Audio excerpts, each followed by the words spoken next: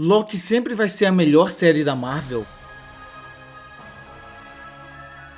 Se tu assistiu Loki, tu sabe que é inegável que até agora ela é a melhor série já lançada na Marvel. Tu pode até considerar a melhor série de herói que existe. Por mais que isso não seja uma visão unânime. E tu pode também considerar como a melhor série de viagem temporal. Por mais que eu prefira Doctor Who. Essa série ela é realmente muito boa. Pra tu que não quer spoiler dela, pula pra esse minuto aqui. Porque agora eu vou contar a história das duas temporadas. 1, 2, 3, play.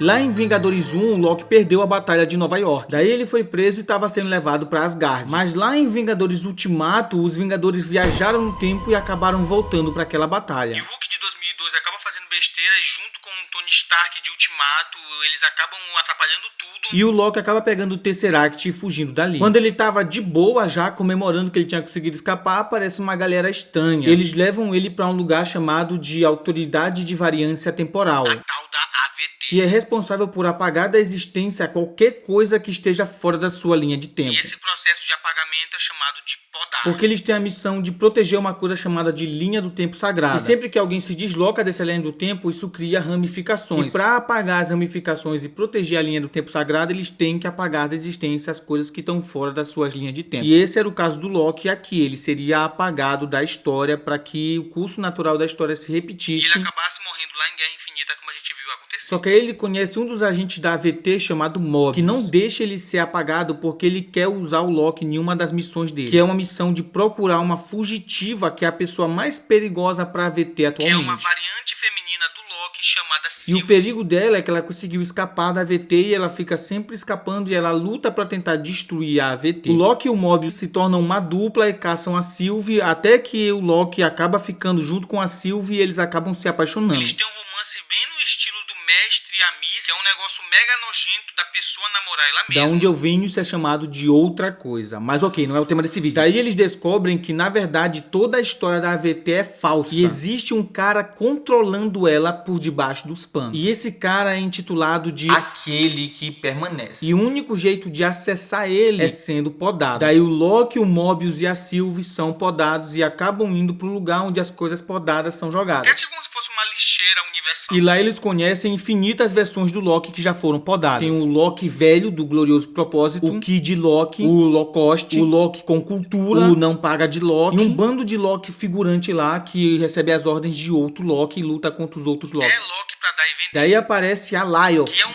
monstro que é tipo uma divindade ancestral, bestial, que se alimenta do próprio espaço-tempo. É um negócio mega mas o bizarro. importante é que a Lyle é a fonte de energia da qual a AVT se alimenta. É ela que poda as pessoas e ela que faz a AVT inteira funcionar. Daí o Loki velho faz toda uma estrutura gigantesca lá e tem essa cena extremamente épica aqui que eu vou colocar. E nisso o Loki e a Sylvie têm tempo para poder manipular a mente do Alioth e conseguirem abrir espaço pro lugar onde tá aquele que permanece. Eles conseguem ir até o cara e acabam conhecendo ele, e ele é só um humano normal mesmo. Pra quem não conhece, esse cara é o Kang, o Conquistador. Ele é um vilãozão da Marvel, muito sinistro, que ele é inimigo do Quarteto Fantástico, dos Vingadores, dos X-Men e de todo mundo mais. Ele não tem superpoderes, mas ele manja tanto das linhas do tempo e se ramificou tanto que ele se tornou alguém extremamente difícil de ser derrotado por estar em tudo quanto é canto, e sempre que alguém consegue vencer de uma das versões dele, tem outras infinitas que estão espalhadas pela história humana. Inclusive, ele tá lá em X-Men Evolution. Lembra de quando Fera conta a história do Apocalipse? Tem um faraó chamado Ramatut? Então, é o Kang também. E nisso ele revela a história de como ele se tornou um cara tão foda no universo lá. Ele descobriu a existência de Alioth e os poderes temporais que o monstro tinha. E ele usou esses poderes para criar várias tecnologias temporais e criar a própria AVT. E o tear temporal, que também vai ser muito importante nessa série. Mas aí teve outras variantes dele que também descobriram o mesmo monstro e fizeram a mesma coisa, e isso gerou uma guerra multiversal entre várias versões do Kang, onde no fim da guerra apenas aquele que permanece ganhou, até porque ele é aquele que permanece. Ele não teria esse título se ele não tivesse passado por essa história. Daí eles ficam no dilema se vale a pena quebrar o livre-arbítrio e deixar um cara continuar mandando em tudo e organizando tudo. Porque, por outro lado, esse cara está fazendo isso é o que mantém o multiverso seguro das variantes dele. Mas com a Sylvie não tem conversa e ela acaba matando ele. E aí a primeira temporada acaba.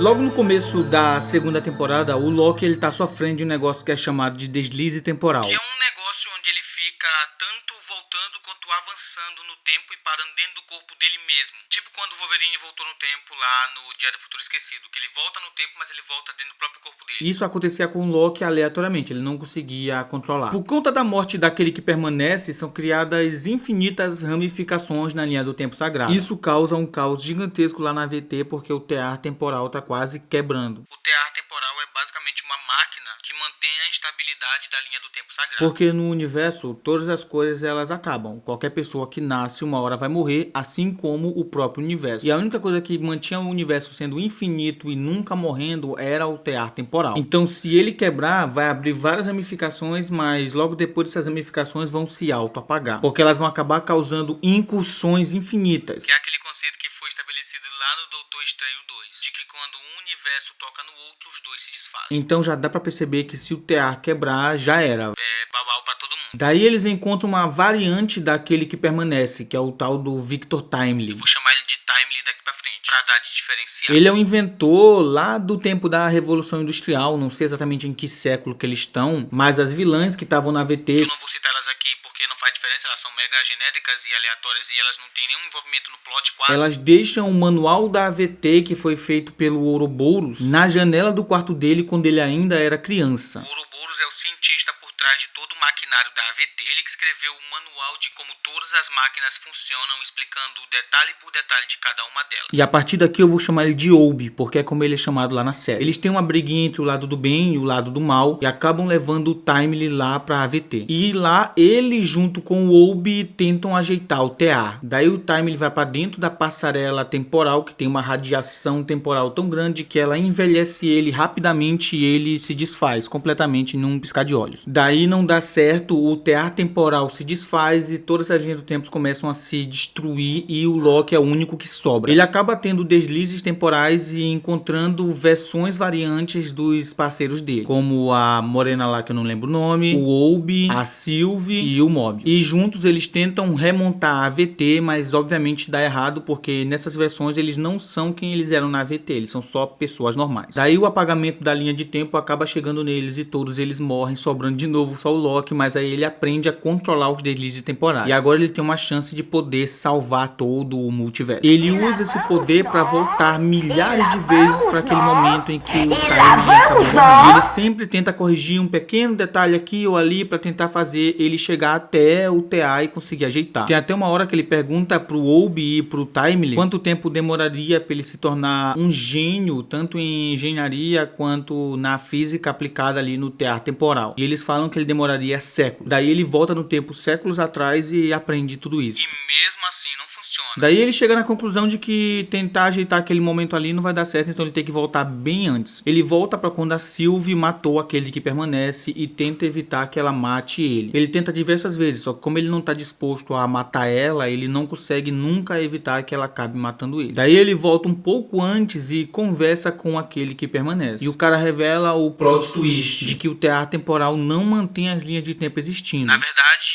ele é um protocolo que garante que aquele que permaneça.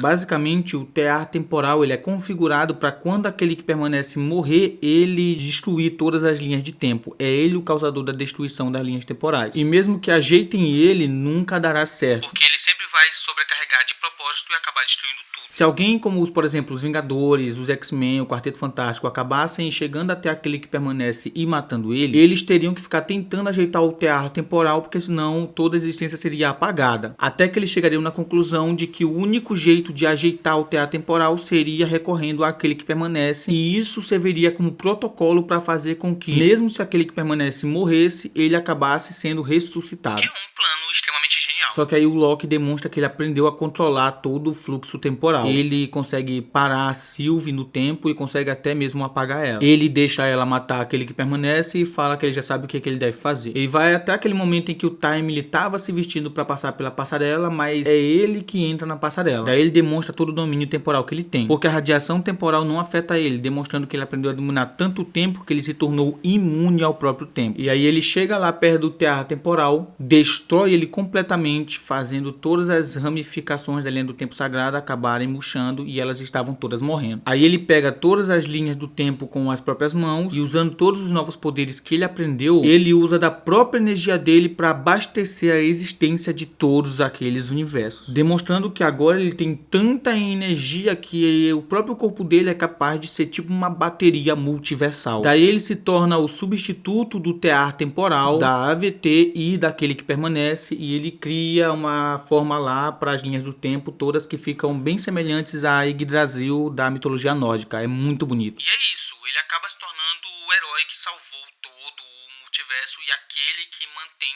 todo o multiverso existindo. E finalmente o Loki conseguiu ter o seu glorioso propósito. Pronto, agora que eu terminei o resumo da primeira e da segunda, dá pra falar que realmente é a melhor série que a Marvel já fez e possivelmente será a melhor por bastante tempo. Mas eu não acredito que ela será a melhor série da Marvel pra sempre. Porque eu acredito que uma hora ou outra a Marvel vai acabar fazendo uma coisa que vai superar o Loki. Porque a gente tem essa noção de que a Marvel tá decaindo depois de Ultimato, que ela tá piorando, que ela tá ruim, mas isso aí é só coisa da nossa cabeça. Porque a Marvel manteve na fase 4 e fase 5 o mesmo padrão de qualidade que ela tinha na fase 1, 2 e 3, que é de ter a maioria das suas obras sendo medianas, algumas sendo boas e algumas sendo ruins. O primeiro Homem de Ferro, Capitão América e Vingadores eram ótimos para a época que eles foram feitos. É inegável que esses filmes são bons. Mas a gente também teve Homem de Ferro 2, que era bem mais ou menos. E também o Thor e o Hulk, que foram péssimos. Então, em quesito de qualidade, ficou um 50-50.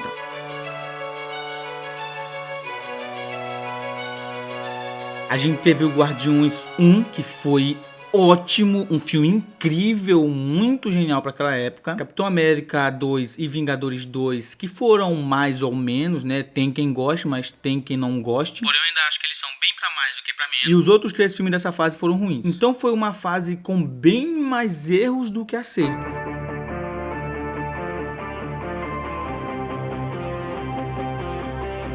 A gente teve uma melhora considerável de qualidade aqui. Teve o Capitão 3, que foi o responsável por popularizar o UCM aqui no Brasil. Porque admite, cara, tu não via os filmes da Marvel antes de lançar a Guerra Civil. Isso aqui foi o ponto de virada. Foi o momento em que filmes de heróis deixaram de ser um negócio ali meio nichado, só para um público específico, e passaram a ser pro público geral. E todo mundo só falava de filme de herói. A primeira vez em que todo mundo discutiu a Marvel foi para saber se o Capitão América tava certo ou o Homem de Ferro tava certo. O tal do Team Iron, Team Cap. O marco que Guerra Infinita foi lá em 2018, o Capitão América Guerra Civil foi lá em 2016. Além disso, a gente teve o Thor 3, que foi o único filme bom do Thor. Tem o Guardiões 2, que é legalzinho, não é grande coisa, né? Mais ou menos. A gente teve algumas revelações, como o Doutor Estranho e o Pantera Negra, que foram bons filmes. E revelações não tão boas, como o Capitão Marvel. E uma das piores coisas já feitas na Marvel foi o Homem-Formiga e Vespa. E ela finalizou com 2 marcos gigantescos, que foram Guerra Infinita e Ultimato. E o último filme dessa fase foi o péssimo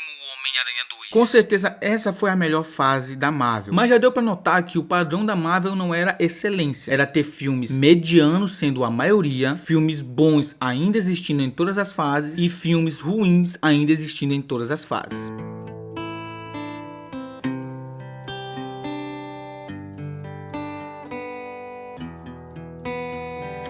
Aqui a gente teve os Eternos, Falcão e Soldado Invernal, WandaVision e Doutor Estranho 2, que foram ali medianos, sabe? Mais ou menos. Bem pra menos do que pra mais. E a gente teve Loki, o Arif, Homem-Aranha 3 e Pantera Negra 2, que foram realmente bons. Também contamos com a participação de Shang-Chi, Hawkeye, Thor 4 e Viúva Negra, que foram horríveis. Então a média ainda continua, sendo a maioria mais ou menos, alguns bons e alguns ruins.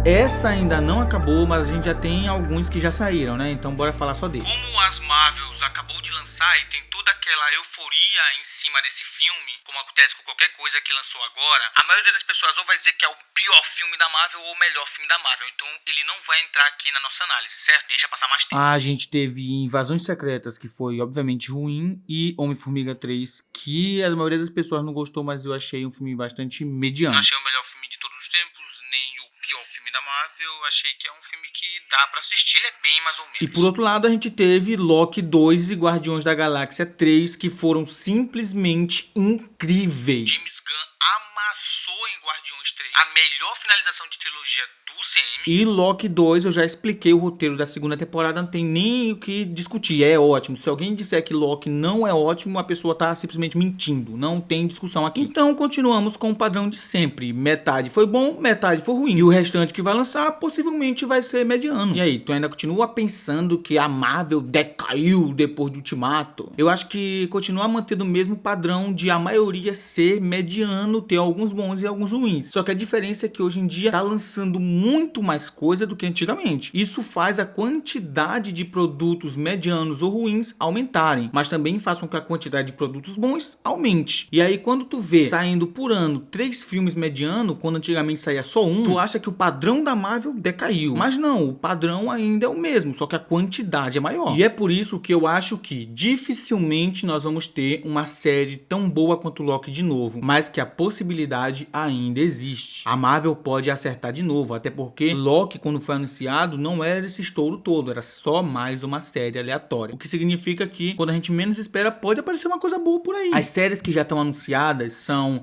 Echo, Agatha, Coração de Ferro e Demolidor. Eu acho que a maioria vai ser mais ou menos pra ruim. Só que tem uma que eu acho que tem potencial pra ser o novo Loki. Essa série aqui.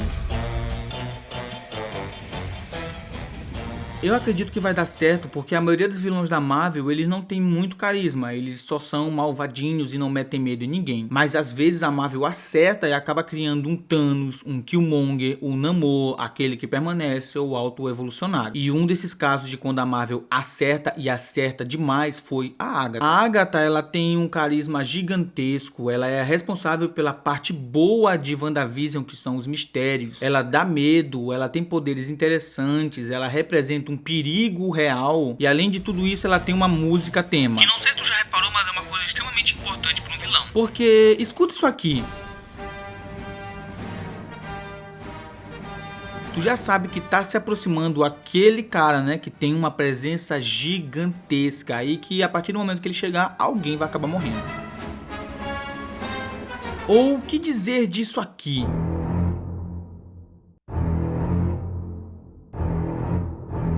Tu sabe que alguma coisa bem ruim está próxima de acontecer, não é mesmo? Essa música tornou até mesmo mais famosa que o filme do Tubarão. Se tu assiste anime, tu sabe que muito da presença do personagem é construída através da música. Era só tu ouvir isso aqui que tu já ficava com medo porque tava vindo o sanguinário do Orochimaru. E o que dizer disso aqui? Só de escutar isso, tu já sabia que o Pain é uma coisa divina e fora da realidade, que ele não é um humano normal. Mas saca só essa melancolia aqui. Essa música é responsável por uns 30% da presença do Kira. Ou até mesmo isso daqui, que é uma das coisas que torna o Black um dos melhores vilões de Dragon Ball. E se nós estamos falando de vilões de Dragon Ball, nada melhor para simbolizar o retorno de todo o terror de um vilão do passado que foi condecorado como o maior vilão de toda a franquia do que tocar isso aqui quando ele aparece.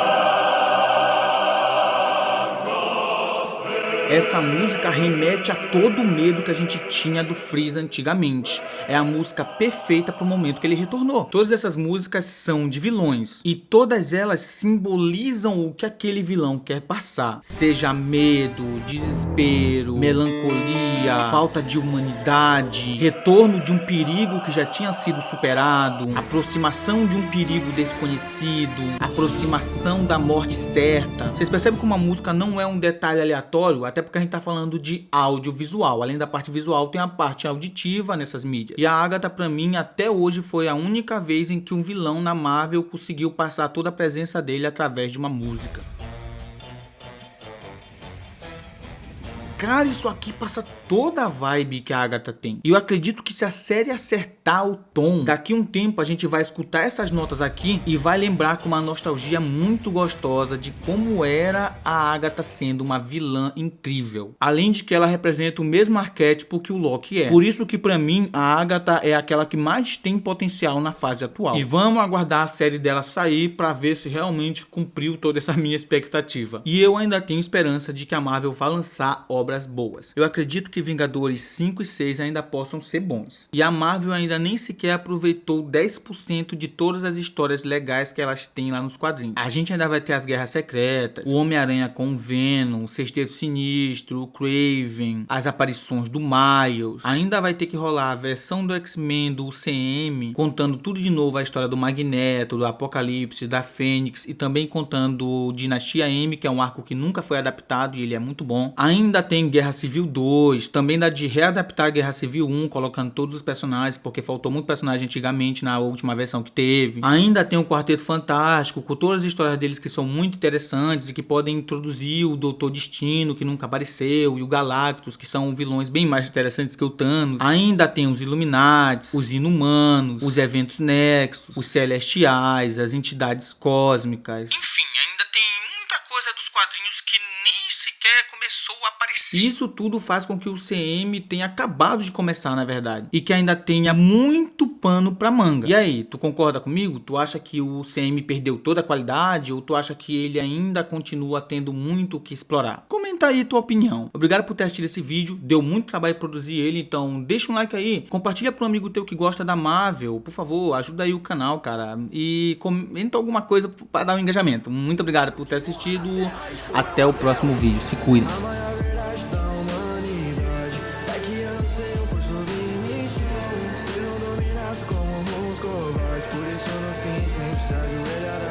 Não me importo de sujar minhas mãos de sangue. Sim, eu sou um deus, criatura ridícula. Então se ajoelhe perante a mim. O Deus da mentira.